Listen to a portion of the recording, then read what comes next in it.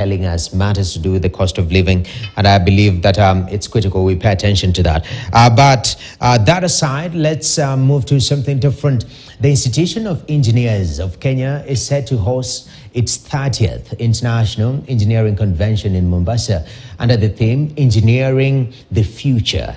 Among key areas said to be discussed is how the institution can harness its capacity to come up with commercially viable ideas to unlock green financing for the projects. Jimmy Mbogo was there and now joins us with more. Good afternoon, Jimmy.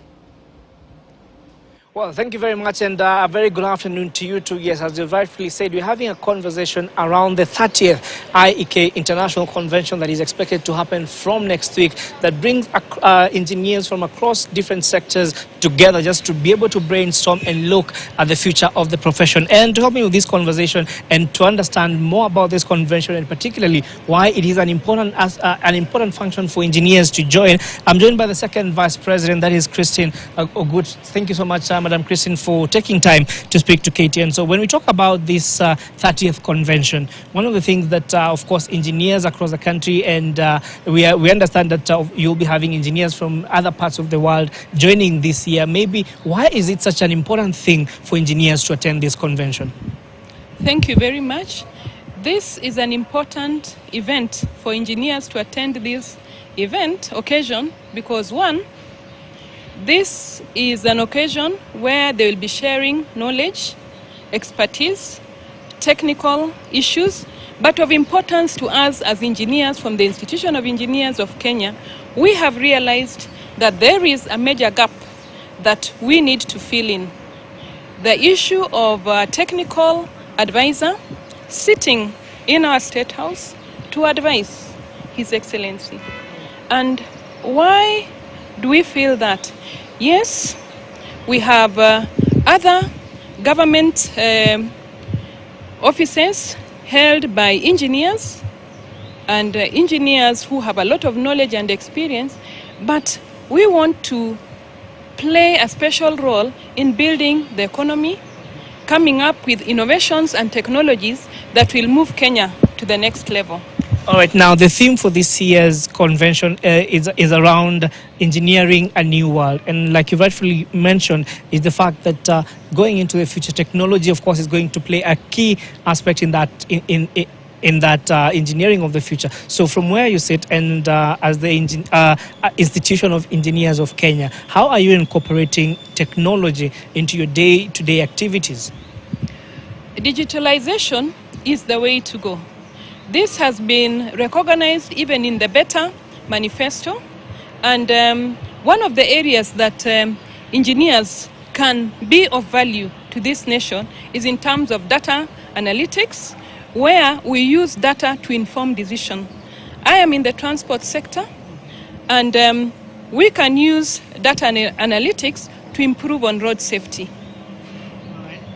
Beyond that, in terms of, again, digitalization, remember that even the platforms that we use to give services to Wanjiku are actually, the people behind those platforms are computer engineers. Or you'd call them software engineers. So you find that in terms of digitalization, manufacturing, even knowledge transfer, knowledge sharing, systems that can actually improve on this economy, you must have engineers on that table advising, and they have to be at the center of that advisory table. All right, now globally, Madam Christine, is the fact that now we're talking about green financing. And recently, I sat in a conversation where that was organized by the IFC and the Central Bank. And one of the things that came out in this conversation is the fact that there is a lot of financing, but a shortage of viable projects. So what then can engineers do to make sure that we bridge that gap and ensure that we have viable projects that then can be qualified as potential investment for green investment? IEK is looking at, is in the process of actually establishing a research unit that will be able to tap in on our own engineers who have been involved in PPPs that really can then prepare those viable projects that can bring financing under the green investments. So we're already working on a framework for that. We have a pool of engineers who have knowledge in climate change, who have knowledge in PPPs, and harnessing all that knowledge together will be able to actually help this country prepare viable projects. All right, lastly, and this is something that has featured prominently during the presentation, is the issue of graduate engineers and just incorporating them into the practical aspect of it so that they can then qualify as practical engineers. What is the Institute doing? And also just looking at their future, how many are you looking to onboard? Graduate engineers, that is my pet baby. And I chair the mentorship and membership committee. Every Sunday, we have sessions where we take graduate engineers through how they can now transit from being graduate engineers to professional engineers. So other engineers give back to society. So they're mentoring these engineers. Under the Women Engineers Committee, we also have the She-to-She program, where you find that an engineer adopts like 5 women engineers just to mentor them to ensure that they can transit to being professional engineers. In terms of graduate engineers, they sit across board.